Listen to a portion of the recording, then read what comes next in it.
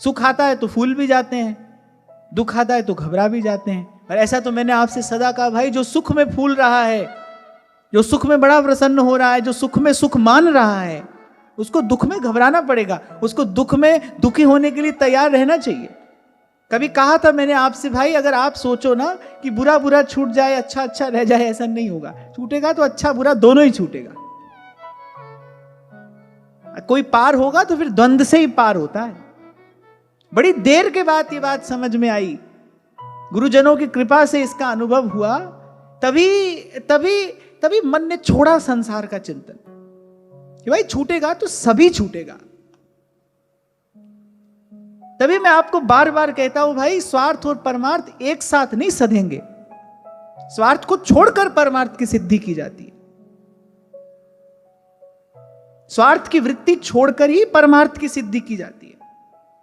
अनेक अनेक विचार आपको सुनने को मिलेंगे, हाँ भाई ये भी करते रहो, वो भी करते रहो, थोड़ा थोड़ा भजन भी करते रहो। किसी को आरंभ कराने के लिए ये अच्छी बात है, किसी को आरंभ कराने के लिए अच्छी बात है, ऐसे ही किसी को आरंभ कराया जाता है। पर सत्य यही है भाई, परमार्थ की सिद्धि के लिए स्वार्थ का त्याग करना पड़ता है। और फिर परमार्थ की सिद्धि हो जाने के बाद जब जब जब भक्त प्रवेश करता है प्रेम के देश में, वहां तो परमार्थ भी छूट जाता है। परमार्थ व्यवहार बनो कि ना बनो। गोपियों ने केवल स्वार्थ नहीं छोड़ा, गोपियों ने श्री कृष्ण के लिए परमार्थ भी छोड़ा है। उन्होंने अपने परमार्थ का भी त्याग कर दिया श्री कृष्ण के लिए। बड़ा सुंदर प्रसंग है श्री रामचरितमानस का, जब जी वन गमन का जब प्रसंग उपस्थित हुआ और श्री रघुनाथ जी ने कहा श्री लखनलाल जी से, तो देखो तुम्हारा कर्तव्य यही है कि तुम्हें इस समय यहां रहना चाहिए, महल में भरत भी नहीं है, महल को इस प्रकार असुरक्षित छोड़कर तुमको हमारे साथ नहीं जाना चाहिए। धर्म इसकी आज्ञा नहीं देता, और वैसे भी वनवास की आज्ञा मुझे हुई है, तुम्हें नहीं। एक ही प्रसंग तो ऐसा आया जब श्री लखनलाल जी ने भगवान की बात को भी अनसुना कर दिया। अरे मैं तो कहता हूं परमार्थ की सबसे बड़ी परिभाषा क्या होगी? भगवान की आज्ञा में रहना, यही परमार्थ की सबसे बड़ी परिभाषा होगी। लक्ष्मण जी ने एक समय तो उसको भी अनसुना कर दिया। यद्यपि ये तो अंतिम बात है, पर प्रसंग आया है तो मैंने छोटा सा संकेत किया। पर धैर्य किसको कहते हैं? अव्याकुलत्वम। सुख आए दुख आए, पर जो धीरमती है वही धैर्यवान कहा जाएगा, जो सुख में अत्यंत हर्षित नहीं हो रहा है, दुख में घबरा नहीं रहा है।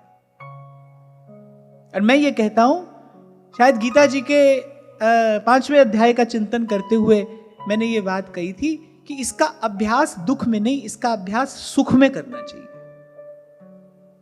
आप यदि सीधे ये सोचो ना हमारी दुख आएगा हम घबराएंगे नहीं, सीधे ये स्थिति नहीं आएगी। इसका अभ्यास पहले सुख में करना चाहिए। जब सुख हो, साधन हो, संपत्ति हो, जब सब प्रकार से अनुकूलता हो, तब प्रयास करना चाहिए भाई इस समय संसार की असारता का हम विचार करते रहे। ये जो भी सब कुछ है ना, ये बड़ा क्षण भंगुर है, इसलिए बहुत अधिक प्रसन्न होने की कोई आवश्यकता नहीं है। आज ये सब है, पता नहीं अगले पल रहेगा कि नहीं रहेगा। इस प्रकार के विचार से अपनी मति को धैर्य देते रहना चाहिए। इसका अभ्यास सुख में करना चाहिए। सुख में यदि आपने इसका अभ्यास कर लिया, तब आप इसका बड़ा बड़ा अद्भुत परिणाम देखेंगे। दुख आएगा, अवश्य आएगा, लेकिन वो आपको नहीं छुएगा, आप अछूते रहेंगे उससे। वो प्रतिकूलता आपके लिए प्रतिकूलता नहीं होगी।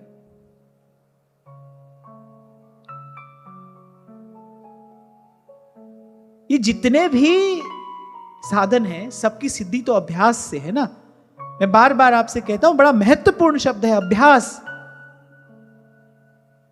इसीलिए श्री कृष्ण कह रहे हैं अर्जुन से, अभ्यासेन तु कौन्तेय वैराग्येण च गृह्यते। होता क्या है, व्यक्ति पहले बैरागी हो जाता है, पहले बैरागी बन जाता है, फिर अभ्यास करता है, जबकि अभ्यास का परिणाम है सहज वैराग्य। आप साधन का अभ्यास करेंगे, साधन के अभ्यास के प्रसाद स्वरूप सहज वैराग्य की प्राप्ति होती है। और वैराग्य क्या होता है? क्या होता है विरक्ति का अर्थ? अभी 2 दिन पहले हमने चर्चा की। विरक्ति अर्थात विषय राग राहित्यम, विषय वस्तु राहित्यम नहीं, विषय राग राहित्यम। और फिर हमने स्पष्ट किया था, राग अर्थात सुखानुशयी रागः। वो जो वस्तु है उससे जो थोड़ा सुख मिलता है और फिर उस सुख को बार बार पाने की जो इच्छा होती है ना, वो उस इच्छा से रहित हो जाना, विरक्त हो जाना है। उस इच्छा से रहित हो जाने की स्थिति का नाम है वैराग्य। और वैसे भी आदमी व्यर्थ में अपनी खोपड़ी चलाता है, होता तो कुछ है नहीं, उसके सोचने से कुछ होता तो है नहीं। यहां से सुख मिले, वहां से सुख मिले, यहां से न मिले दुख, यहां से बच जाऊं। पर आप देखो, ये अपने सारे इस मन बुद्धि के व्यापार से होता तो कुछ है नहीं। संत समझा देते हैं बड़े सरल शब्दों में सार की बात। हाँ, पर ये अवश्य है भाई, ये जो भजन का मार्ग है जिस पर आचार्य कृपा से, संत कृपा से हमारा पांव पड़ा है, ये धीरज का मार्ग है। धीरज रखना पड़ता है। ये रातों रात होने का कोई खेल, कोई चमत्कार नहीं है।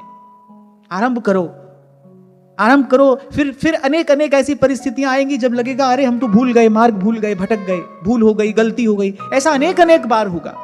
भजन नहीं छोड़ना, प्रभु का नाम मत छोड़ना, बस गुरु की आज्ञा में बने रहना। मैं बार बार आपसे कहता हूं ना, क्यों करना है भजन? भाई गुरु की आज्ञा है, हम और कुछ नहीं जानते। भजन करने से क्या होगा क्या नहीं होगा, जब तक कोई अनुभव नहीं हुआ तब तक तो आप कुछ नहीं कह सकते ना कि भाई भजन करने से क्या होता है, क्या हुआ। हम नहीं जानते क्या हुआ, क्या होगा, क्या हो सकता है, हम कुछ नहीं जानते। भजन कर रहे हैं क्यों भाई? गुरु की आज्ञा है, बस गुरु की आज्ञा में हैं। हम गुरु की आज्ञा में हैं, और गुरु की आज्ञा में रहने वाला आज नहीं तो कल कृपा पात्र हो ही जाता है। उसका जीवन वो आकार ग्रहण कर लेता है, वो पात्र हो ही जाता है। मुझे तो बड़ा मार्मिक प्रसंग लगता है ये, जब महादेव ने भेजा जगदम्बा की परीक्षा लेने के लिए। अच्छा, परीक्षा लेने के लिए कोई साधारण व्यक्ति थोड़ी आया है, सप्तर्षि आए हैं। अनेक अनेक प्रकार के विचार उनके सामने रख दिए। कितनी धीरमती है जगदम्बा, कैसी अद्भुत उनकी निष्ठा है। लेकिन उस निष्ठा के मूल में क्या है? उनकी अपनी बुद्धि नहीं है, उनका अपना ज्ञान नहीं है। जन्म कोटि लगी रगर हमारी, बरऊ शंभु न तरहूं कुमारी। और सप्तऋषि उससे पहले क्या कह रहे हैं? अरे ये किसको बरने का संकल्प लेकर बैठी हो? कहां देखो महादेव अवगुण भवन, विष्णु सकल गुण धाम। लेकिन वो डोली नहीं। अरे हमारे गुरुजनों के, हमारे संत जनों के विषय में कोई दो बात हमारे कान में आकर कह दे तो हमारे मन में संशय उपस्थित हो जाता है। और वहां सप्तर्षि आए हैं, नारायण के सब गुण गिना दिए और कहा कि किसको वरने का संकल्प लेकर बैठी हो? वो श्मशानवासी हैं, भभूत लपेटे रहते हैं, और जाने क्या क्या, कितना कुछ उन्होंने कहा। और जब वो नहीं मानी, अंत में इतना तक कह दिया, महादेव अवगुण भवन, विष्णु सकल गुण धाम। पर वो अडिग हैं, उनको उनके संकल्प से कोई हिला नहीं पाया। और मैं देखता हूं इस निश्चय के मूल में क्या है? इस निश्चय के मूल में न तो ज्ञान है, न कर्म है, न जप है, न तप है। इस निश्चय के मूल में क्या है? गुरु की भक्ति है, गुरु चरणों में निष्ठा है। तजाऊ न नारद करी उपदेशु। मैं अपने गुरु की आज्ञा में रहकर भजन कर रही हूं, मैं कुछ नहीं जानती। और आप मुझे तप छोड़ने को कह रहे हैं? मैं जिनके लिए तप कर रही हूं, आनी कहे सत बार महेशु। जिनके लिए मैं तप कर रही हूं, वो भी आकर, एक बार नहीं 100 बार आकर मुझे कहें तो भी मैं अपने व्रत से टलने वाली नहीं। और मैं देखता हूं इसके मूल में क्या है? गुरु की भक्ति है, गुरु की आज्ञा है। ये बात तो मैं आपको अपने साधक जीवन के अनुभव से कह रहा हूं, उपदेश नहीं दे रहा हूं, अपना अनुभव आपसे कह रहा हूं। ये इतना शक्तिशाली भाव है, इस भाव में इतना बल, इतनी सामर्थ्य है। एक भाव अपने जीवन में लेकर आई, भाई हम कुछ नहीं जानते, भगवान को हमने देखा नहीं, और कोई अनुभव हमको है नहीं, हम कुछ नहीं जानते भजन से क्या होता है, क्या होगा, क्या हो सकता है, ये सब कुछ नहीं जानते। एक बात जानते भाई, हमारे गुरु ने आज्ञा दी है भजन करना, गुरु की आज्ञा का पालन कर रहे हैं बस। जे गुरु चरण रेणु सिर धरही, तुलसी बाबा कह रहे ते जन सकल विभव बस करही। अरे कैसी अद्भुत निष्ठा है जगदम्बा की अपने गुरु के चरणों में। महादेव कथा सुनाते सुनाते नारद जी वाला प्रसंग सुना रहे हैं कि भाई देखो कैसे नारद जी ने श्राप दे दिया। और वो तुरंत पूछती हैं, श्राप दे दिया?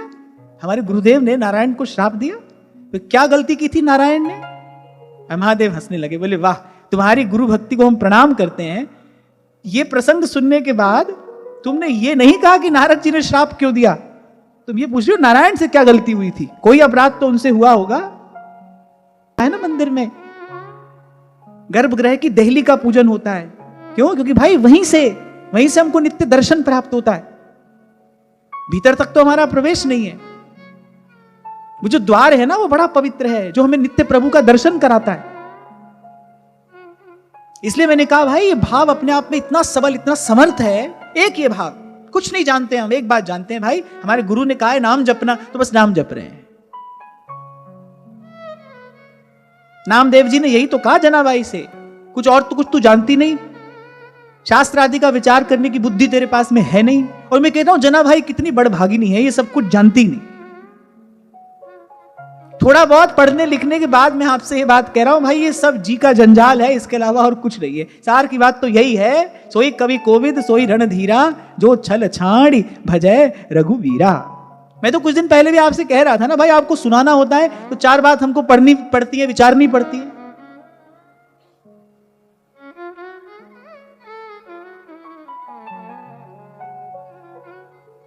नहीं तो मेरा मन तो कभी कभी अब ऐसा हो जाता है, आंख बंद हो तो फिर घंटों खुले नहीं, और भीतर बाहर बस श्री हरिवंश नाम के अतिरिक्त और कुछ रहे नहीं। सकल बात घटते घटो, मन की वृत्ति अनेक, वृंदा विपिन विहार रस, यह बढ़ो उर एक।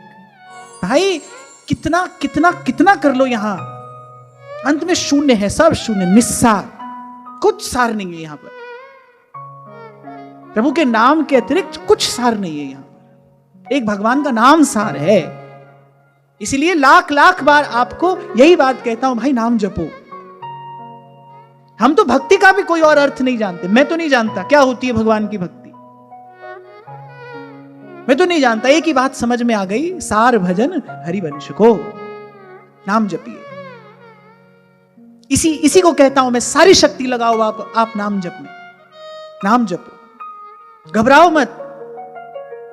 आप कहते हो कि जप रहे हैं, नहीं लग रहा है मन, जप रहे हैं मन अस्थिर होता है, जप रहे हैं मन यहां वहां भागता है। अरे होगा थोड़े से समय के लिए होगा, पर सदा ये होता नहीं रहेगा। यहां सांचो तेरो नाम रे, जो शाश्वत है, जो सनातन है, जो आद सच जुगाद सच है, वही रह जाएगा, बाकी सब चला जाएगा, बाकी सब चला जाएगा। और इसके लिए रखना क्या पड़ेगा? धैर्य। भगवान का गुण है ये धैर्य।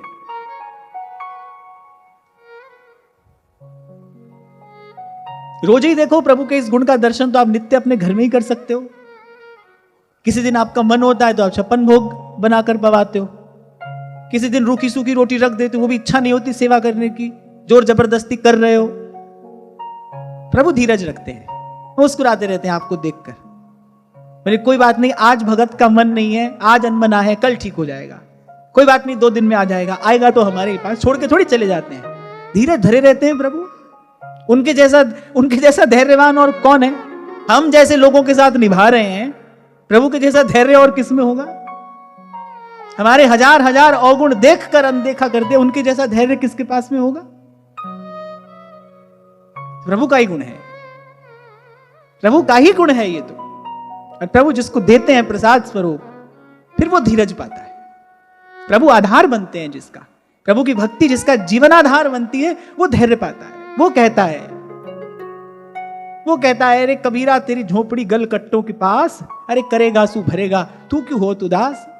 वो कहता है राम झरो के बैठ के सबका मुजरा लेत, जैसी जाकी भावना वैसा ही फल देत। 100 बार संसार बन जाए, 100 बार बिगड़ जाए, वो न्यारा रहता है, वो निर्लिप्त रहता है।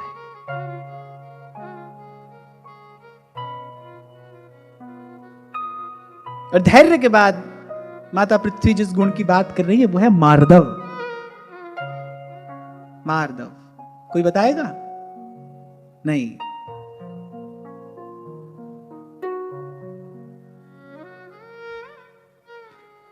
मार्दव कहते हैं सुकुमारता को। माधव कहते हैं कोमलता को।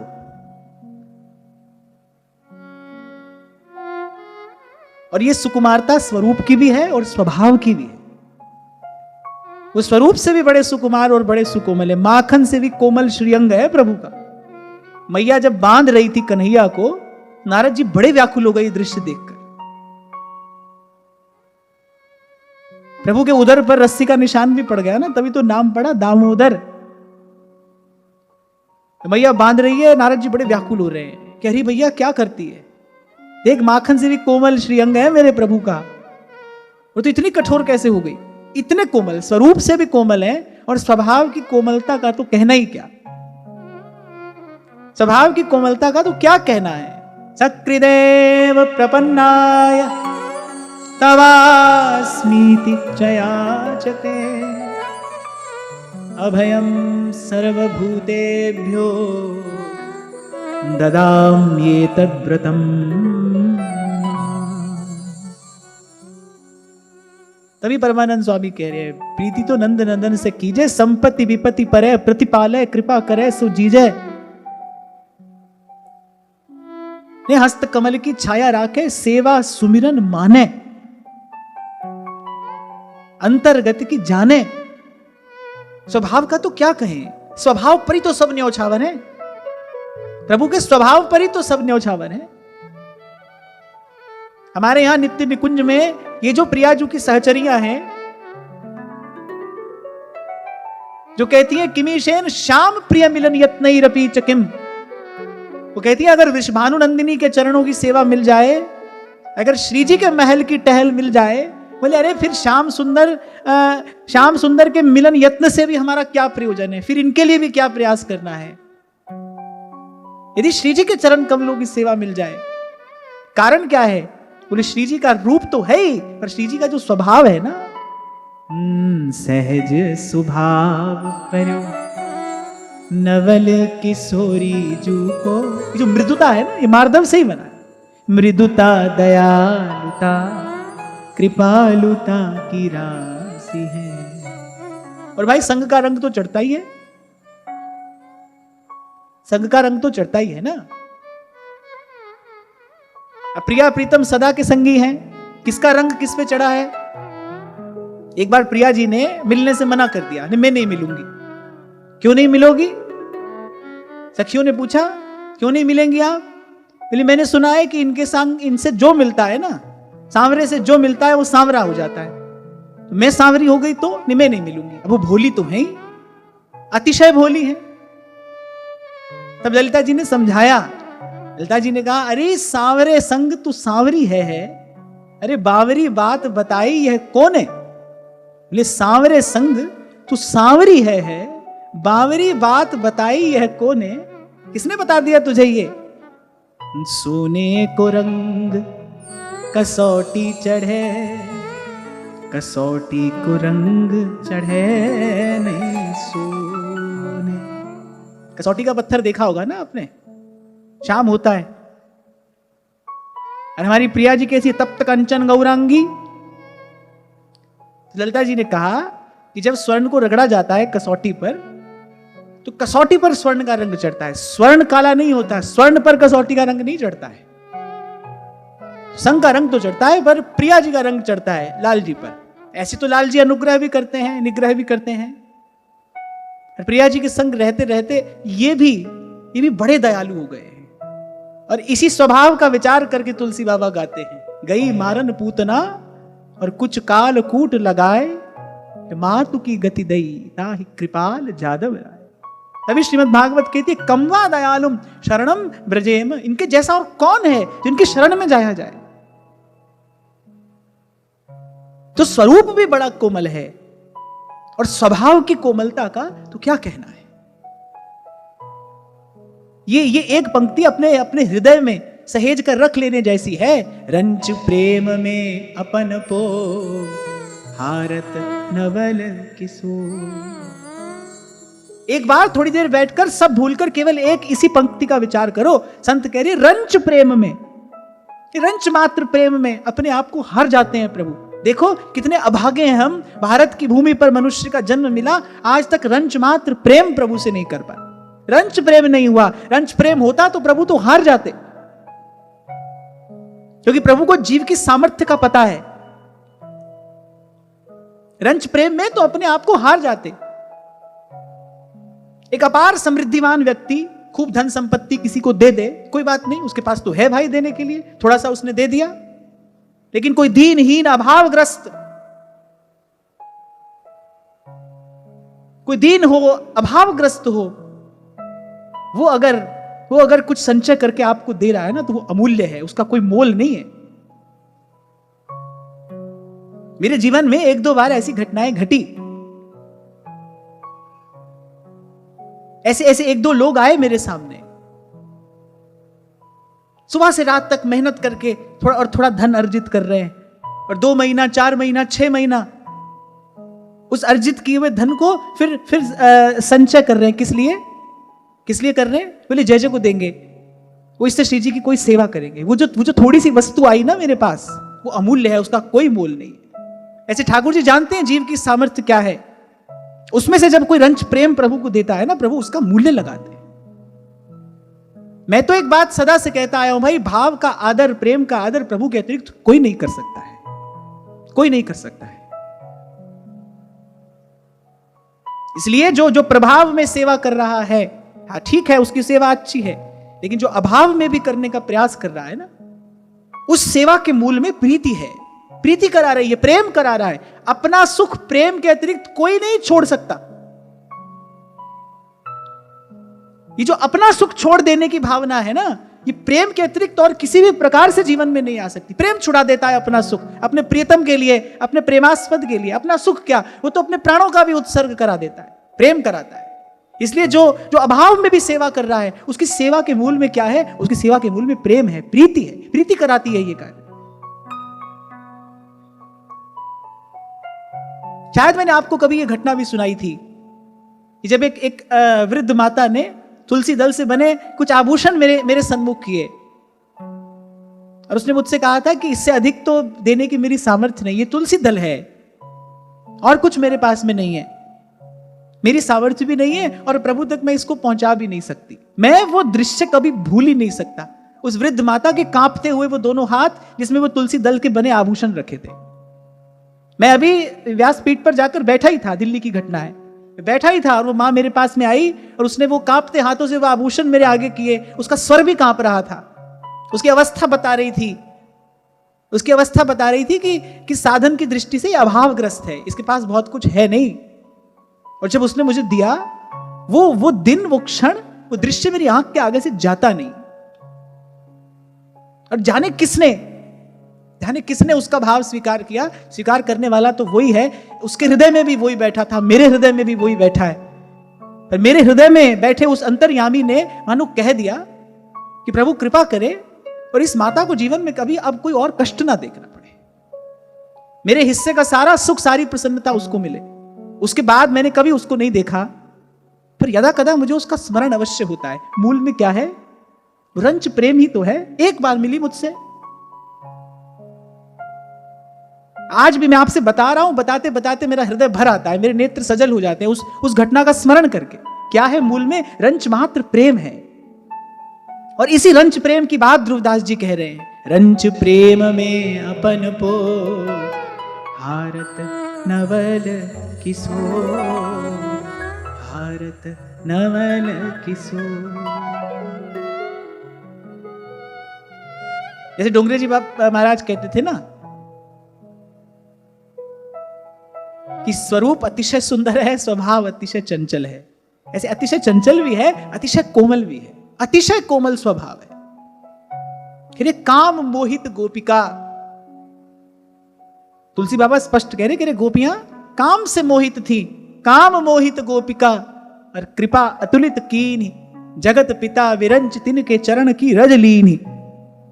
और मैं तो कई बार आपसे कहता हूं भाई, स्वीकार श्री कृष्ण ने गोपियों को किया है, तो अस्वीकार तो कुब्जा को भी नहीं किया, प्रभु ने तो उसको भी स्वीकार किया। यद्यपि भगवान वेदव्यास ने उसके भाव की कोई बड़ी प्रशंसा नहीं की है, लेकिन फिर भी भगवान ने तो उसको भी अस्वीकार नहीं किया। क्या है? इनका हृदय ऐसा है, प्रभु का स्वभाव ऐसा है। अरे स्तुति छोड़ो, भक्त तो जाने क्या क्या कह देते हैं। अभी कुछ दिन पहले मैंने आपको वो घटना सुनाई थी। ये बहुत बड़े पंडित जब पहुंच गए जगन्नाथ जी के द्वार पर, प्रभु का शयन हो रहा था। अब वो तपस्वी ब्राह्मण थे। और जब पंडित पुजारियों ने कहा भाई अभी तो शयन हो गया, और वहीं से चिल्लाकर कह रहे हैं अब जाने सी इहागत्य माम अवज्ञाय तिष्ठसी, मुझे यहां आया जानकर और मेरी अवज्ञा करके सो रहे हो भीतर। कान खोलकर सुन लो, जब बौद्ध आएंगे और तुम्हारा खंडन करेंगे, पुनर्बौद्धे समायाते मदधीना तव स्थिति, बोले तब तुम्हारी स्थिति मेरे अधीन होगी, ध्यान रखना। उस समय तुम्हारी वकालत मैं ही करूंगा, मैं ही तुम्हारे भक्ति सिद्धांत की रक्षा करूंगा। और हंसी विनोद की बात नहीं है, डांट ही दिया उस तपस्वी ब्राह्मण ने। और जैसे अपना उत्तरीय वस्त्र अपने कंधे पे रखकर मुड़ा और खुल गया जगन्नाथ देव का द्वार। अब ब्राह्मण देव हमसे गलती हुई, आप आए और हम सो रहे थे। हम तो ब्रह्मण्य देव कहलाते हैं, भगवान ब्रह्मण्य देव हैं। ब्राह्मण अतिशय प्रिय है भगवान को, ब्राह्मण की सेवा भगवान को अतिशय प्रिय है। मानस में तो श्री रघुनाथ जी अवधवासियों से एक बात कहते हैं कि जो मार्दव है ना, स्वरूप और स्वभाव की सुकुमारता, कोमलता, अनन्य प्रेम वशता। कुछ भावुक जनों ने मार्दव का अर्थ किया है कि वो जो हृदय है ना प्रभु का, बिल्कुल अनन्य प्रेम के वशीभूत हो जाते हैं, चुल्लू भर जल में अपने आप को दे देते हैं।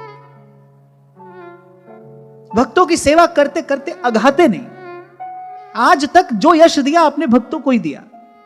जो कार्य स्वयं कर रहे हैं, स्वयं ही कर सकते हैं, वही कार्य अपने भक्तों से कराया, केवल अपने भक्तों को, अपने संतों को यश देने के लिए, संतों की बढ़ाई के लिए, भक्तों की बढ़ाई के लिए। शायद इसीलिए भक्तमाल का आरंभ भगवान का स्मरण करके करते हैं, क्योंकि भाई इनके जैसा भक्त और दूसरा कोई नहीं है।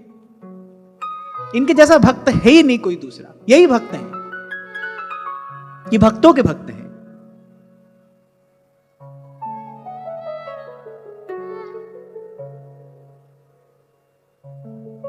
तो मार्दव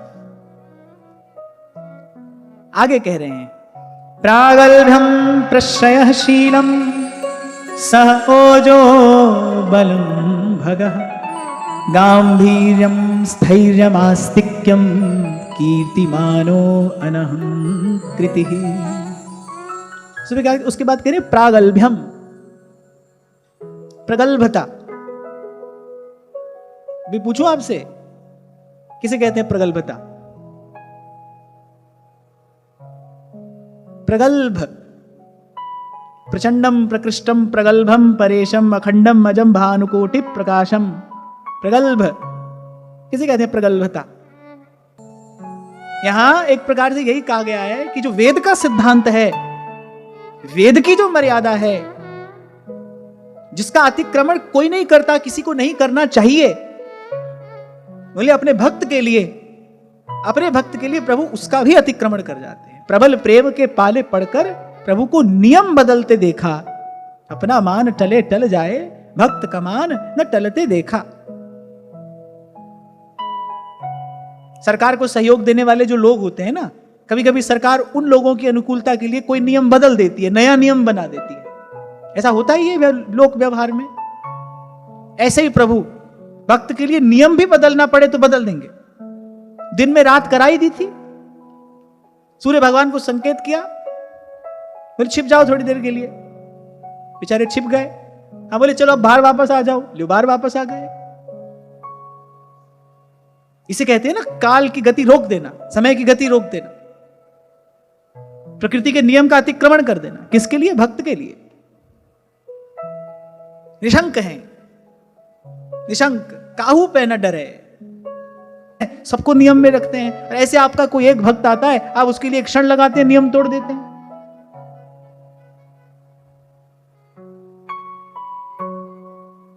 ये तो अच्छी बात नहीं है। ठाकुर जी ने कहा अच्छी है या नहीं है, पर बात तो यही है। ठाकुर जी ने कहा भाई अच्छी है कि नहीं, पर बात तो यही है। तुमको अच्छी लगे न लगे, पर बात तो यही है और यही रहेगी। इसे कहते हैं निशंक, प्रगल्भ। तो एक अर्थ तो है प्रबल का जो साहसी है, निशंक है। वहां रुद्राष्टक में जब इस शब्द का प्रयोग किया है तो निशंक के अर्थ में ही प्रयोग हुआ है वहां। प्रचंडम प्रकृष्टम प्रगल्भम परेशम अखंडम अजम भानुकोटि प्रकाशम, वहां इसी अर्थ में प्रयोग हुआ है। प्रगल्भ, तोड़ देते हैं सब नियम, उनको न किसी का भय है, न किसी की चिंता, निशंक। भीष्म के लिए कूद पड़े शस्त्र लेकर, सारा संसार कह रहा है लो वासुदेव ने अपनी प्रतिज्ञा तोड़ दी, श्री कृष्ण ने अपनी प्रतिज्ञा तोड़ दी, भगवान ने अपनी प्रतिज्ञा तोड़ दी, अपने बात पर ही नहीं रहे, अपने वचन पर ही नहीं रहे।